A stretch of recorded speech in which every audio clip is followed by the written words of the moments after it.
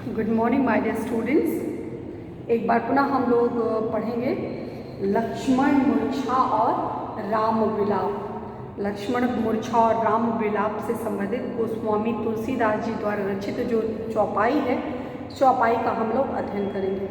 तो आज हम लोग आज जिस चौपाई का हमको पढ़ना है, अध्ययन करना है, वो लिखा हुआ देखिए।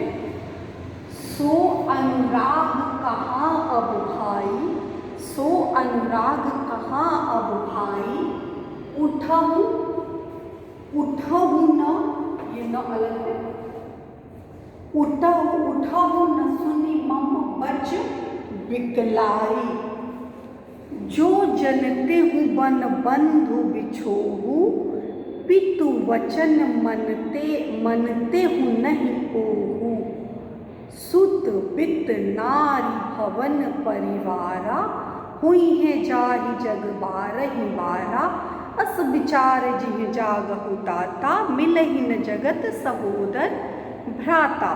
तो इस चौपाई का आज हम लोग को अध्ययन करना है। तो सबसे पहले शब्दार्थ देखिए।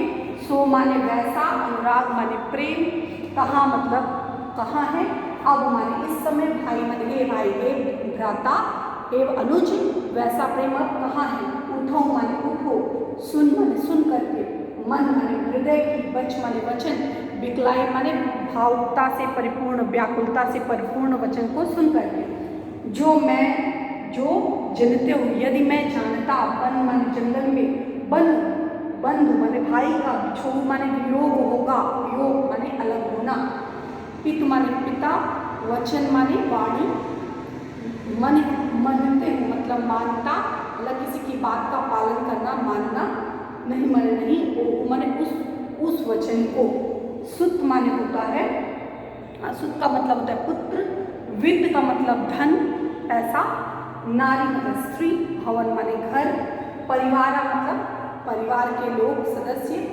हो ही मतलब हो, जान माने जाएंगे, जग माने संसार में, दुनिया में, बारह ही बारह मतलब अगेन अगेन बार बार, अस विचार, अस माने ऐसा, विचार माने सोच करके, जी माने उठ जाना, जिंदा हो जाना, जीवित हो जाना, जागो मतलब जाग जाइए, ताता मतलब श्रेष्ठ भाई, हे भ्राता, मिलहि न जगत, मिलहि माने मिलते, न माने नहीं, जगत मतलब संसार में, सह उदर यानी एक ही माँ के गर्भ से उत्पन्न जो भाई, सगे भाई होते हैं, उनके लिए कहा गया सहोदर भ्राता। तो आइए अब हम इसका जो है अर्थ पढ़ते हैं। यह इससे पहले हम लोगों ने जो प्रसंग पढ़ा, इसी प्रसंग के परिदृश्य में यह भी बताया गया है। कहते हैं कि श्री रामचंद्र जी उनके लक्ष्मण के शोक से इस प्रकार शोकाकुल हैं कि वो जो है उनको गले के पास लगा के, वो सीने से लगा करके उन जो है अनर्गल सी बातें, जिस बात का कोई औचित्य नहीं होता है, उनके वियोग में पूरी तरह से संतप्त हैं, उनके शोक में पूरी तरह से डूबे हुए हैं, तो ऐसी बातें कर रहे हैं जिसका जो है, जब वियोग में आदमी होता है तो वह विक्षिप्त सी उसकी दशा हो जाती है, तो वह अजीब गरीब जो है वो बातें करता है। तो उसी के परिदृश्य में, उसी को ध्यान में रख करके गोस्वामी तुलसीदास जी कहते हैं कि श्री रामचंद्र जी जो मर्यादा पुरुषोत्तम है, वो मानव रूप धारण करके लीला कर रहे हैं, तो वह किस प्रकार अपने भाई को लेकर के विचलित है, व्यथित है, इसी जो घटना है, यही जो दृश्य है, इसी को चौपाई के रूप में गोस्वामी तुलसीदास जी ने प्रस्तुत किया। तो आइए देखते हैं।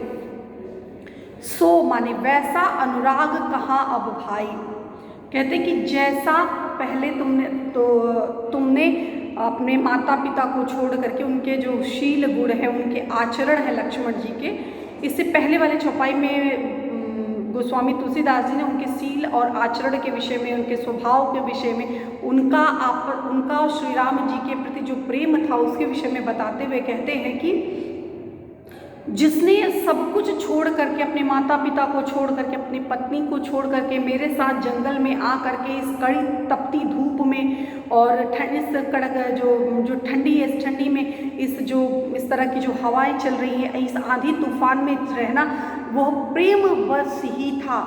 सब कुछ जंगल में आ करके ये सारी चीज़ें सहना जो है, वह प्रेम के ही कारण तुमने ऐसा किया कि तुम्हारा जो है मेरे प्रति जो अपार प्रेम था, उसी प्रेम के कारण तुमने सब कुछ छोड़ दिया, सब कुछ त्याग करके तुम मेरे साथ यहाँ पर चले आए। तो सो अनुराग, सो माने वैसा जो प्रेम तुम्हारा तब था कि अपनी पत्नी का त्याग कर दिया, अपने माता पिता का त्याग करके मेरे साथ जिस असहनीय वेदना, इस कष्ट से परिपूर्ण दृश्य को, इस कष्ट से परिपूर्ण जीवन को तुमने सहने के लिए तैयार हो गए। और सो अनुराग, सो माने वैसा, अनुराग माने प्रेम। हे भाई, वैसा प्रेम कहाँ अब भाई, हे भाई अब वैसा प्रेम कहाँ रह गया, वो प्रेम कहाँ चला गया कि आज जो है, आज तुम्हारा वह प्रेम कहाँ है। उठा हूँ, उठो माने उठते, न माने नहीं, मम माने मेरी, वचन, वच माने वचन, अरे बिकलाई मतलब व्याकुलता से परिपूर्ण वचन।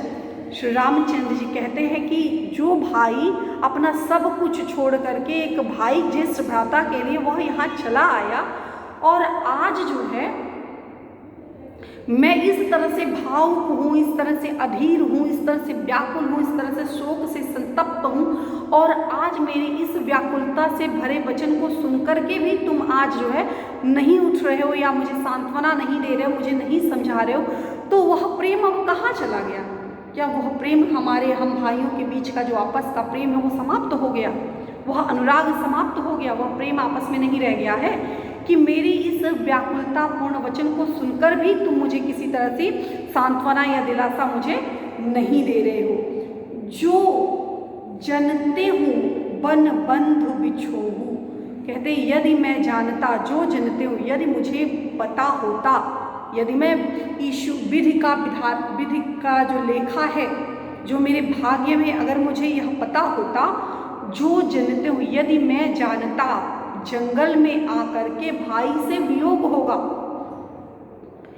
श्री रामचंद्र जी कहते हैं यदि मुझे पता होता कि मैं जंगल में आने के बाद और मेरे प्रिय अनुज, मेरे प्राणों से प्रिय जो मेरा अनुज है, उससे जंगल में आकर के इस तरह से वियोग हो जाएगा, यानी वो मृत्यु को प्राप्त हो जाएगा, तो पितु वचन मनते हूँ नहीं ओहू। तो उस ओहू माने उस, पितु माने पिता के वचन, माने जो उनका वचन था कि श्री रामचंद्र जी को 14 वर्ष का वनवास और भरत को राजगद्दी, तो वह 14 वर्ष का वनवास में उस पिता की, अपने उस पिता के उस वचन को मैं मानते हूँ नहीं ओहू, पिता के उस वचन को मैं कभी भी स्वीकार नहीं करता। यदि मैं जानता कि मेरे जंगल में आकर के, वन में आकर के मेरे भाई से वियोग हो जाएगा, तो कभी भी मैं पिता के उस वचन को नहीं मानता।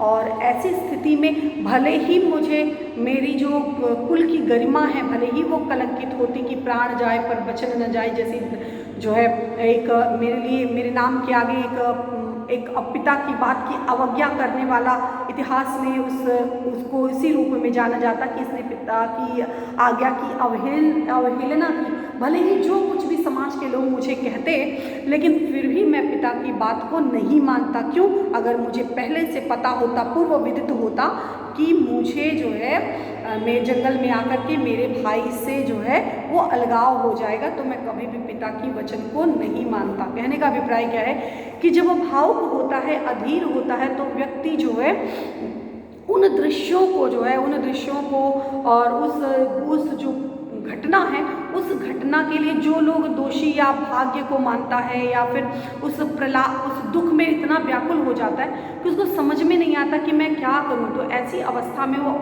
ऐसी विषुप्त सी बातें करता है। तो वही कहते हैं यदि मुझे पता होता कि वन में आकर के इस तरह की घटना होगी, तो मैं कभी भी लक्ष्मण को अपने साथ नहीं लाता, या फिर अपने पिता के जो वचन थे, पिता के वचन का मैं पालन नहीं करता। भले ही मेरे नाम के आगे पिता के वचन को न मानने वाला हो जाता, तो फिर भी मैं अपनी बात, उनकी बात को नहीं मानता। सुत वित्त नार, सुत माने पुत्र, वित्त माने धन, नारी पत्नी, भवन माने घर, परिवार माने परिवार के लोग। सुत जो है, पुत्र एक बार चला गया तो पुनः पुत्र की प्राप्ति हो सकती है, धन चला गया तो धन पुनः प्राप्त किया जा सकता है।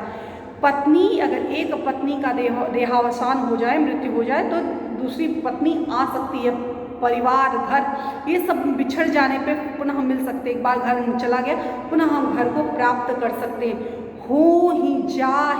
हो जाते हैं जग 12 ही 12। इस संसार में जो है ये सारी चीज़ें जो हैं वह बार बार प्राप्त हो सकती हैं। मतलब कहने का ये कि ये सारी चीज़ें ऐसी चीज़ नहीं है कि जिसको दोबारा जो है प्राप्त नहीं किया जा सकता। चाहे वो पुत्र हो, चाहे वो धन हो, चाहे पत्नी हो, चाहे वो भवन है, चाहे परिवार, ये सारे चीज़ जो हैं वो उसको पुनः प्राप्त किया जा सके। एक बार छूट जाने पे या खो जाने पे पुनः उनको प्राप्त किया जा सकता है। हो ही जाए जग 12 ही 12, ये सारी चीज़ संसार में पुनः पुनः प्राप्त किए जा सकते हैं।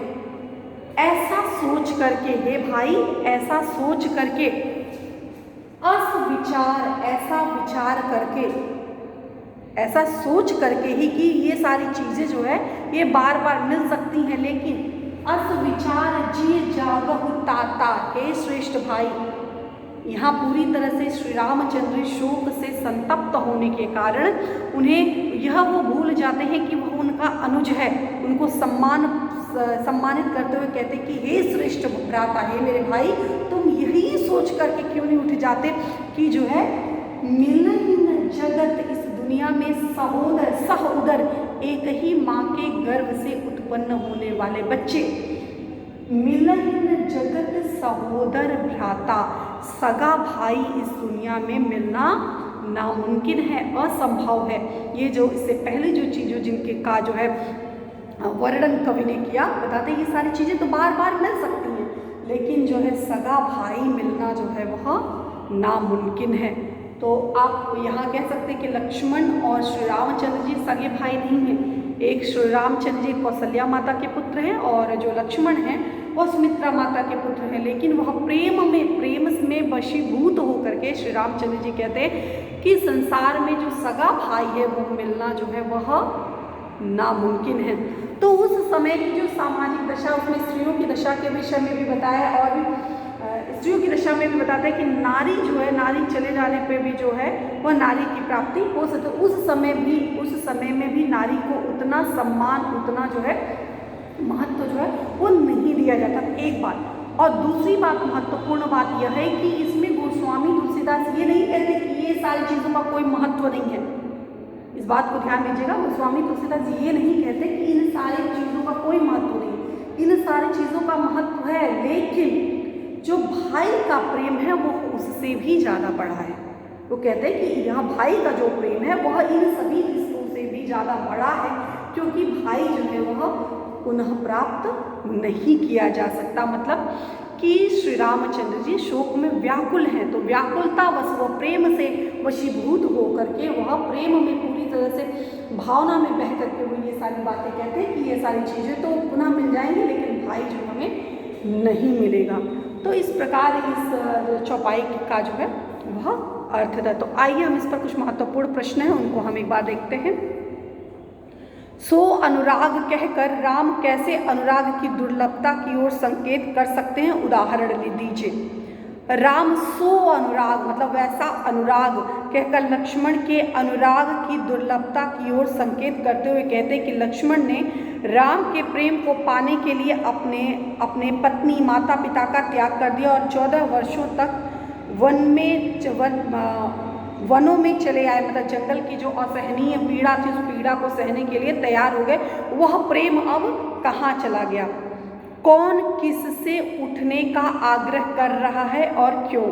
तो भगवान श्री रामचंद्र लक्ष्मण अपने अनुज भ्राता लक्ष्मण को उठने का आग्रह कर रहे हैं। क्यों? क्योंकि लक्ष्मण मूर्छित है, उन्हें शक्ति बाण लगी है, अगर जो है वो मृत्यु की सैया पर पड़े हुए हैं, तो इसलिए उन्हें श्री रामचंद्र उन्हें जगाने का प्रयास कर रहे हैं। अगला प्रश्न है, राम ने भ्रातृ प्रेम की तुलना से किसको हीन माना है? श्री रामचंद्र जी जो है वह शीलवान और करुणावान हैं। वह अपने छोटे भाई लक्ष्मण के प्रति असीम स्नेह करते, असीम मतलब सीमा से भी ज़्यादा प्रेम करते हैं। लक्ष्मण को मूर्छित देख करके उनके मन में इतनी जो है मन में अपने प्रति इतनी ग्लानि हो रही है कि वे किसी भी तरह लक्ष्मण को जागृत देखना चाहते, वो चाहते कुछ भी सोच करके भैया भाई मेरा उठ करके खड़ा हो जाए। राम ने भ्रातृ प्रेम की तुलना में पुत्र, धन, पत्नी, भवन और परिवार को भी क्या बताया है, हीन बताया कि ये सारी चीज़ें तो बार बार मिल सकती हैं, लेकिन भाई जो सगा भाई मिलना नामुमकिन है। तो भाव सौंदर्य क्या हो जाएगा कि राम का शोक श्री रामचंद्र जी शोक से संतप्त हैं, मतलब शोक से पूरी तरह से भाव में भरे हुए हैं, और भाई जो है शोक संतप्त भाई के समान विलाप जो उनका है वो हृदय को स्पर्श कर रहा है। और उनके वचन के अनुसार उनका वचन जो है बहुत ही मर्मस्पर्शी है कि जैसे एक भाई की जब मृत्यु हो जाती है तो दूसरा भाई उसके प्रेम में किस तरह से रोता है, क्या क्या कथाएं कहता है, क्या क्या बातें कहता है, उसी भावना को कवि ने बड़े ही अच्छे ढंग से सामने प्रस्तुत किया है। नेक्स्ट अवधि भाषा है और अत्यंत भावपूर्ण ढंग से अभिव्यक्ति की गई है, चौपाई है और करुण रस की अभिव्यक्ति है। अनुप्रास अलंकार, इसमें कई जगह पे एक ही वर्ण की आवृत्ति कई स्थानों पर हुई है, तो यहाँ पर अनुप्रास अलंकार का जो है वह प्रयोग हुआ है। तो इस पर आधारित जो भी महत्वपूर्ण प्रश्न बनते, अन्य महत्वपूर्ण प्रश्न बनते हैं, इसको आप पढ़ करके इस पर आधारित महत्वपूर्ण प्रश्नों को अपने शब्दों में लिखने का प्रयास करिए। धन्यवाद।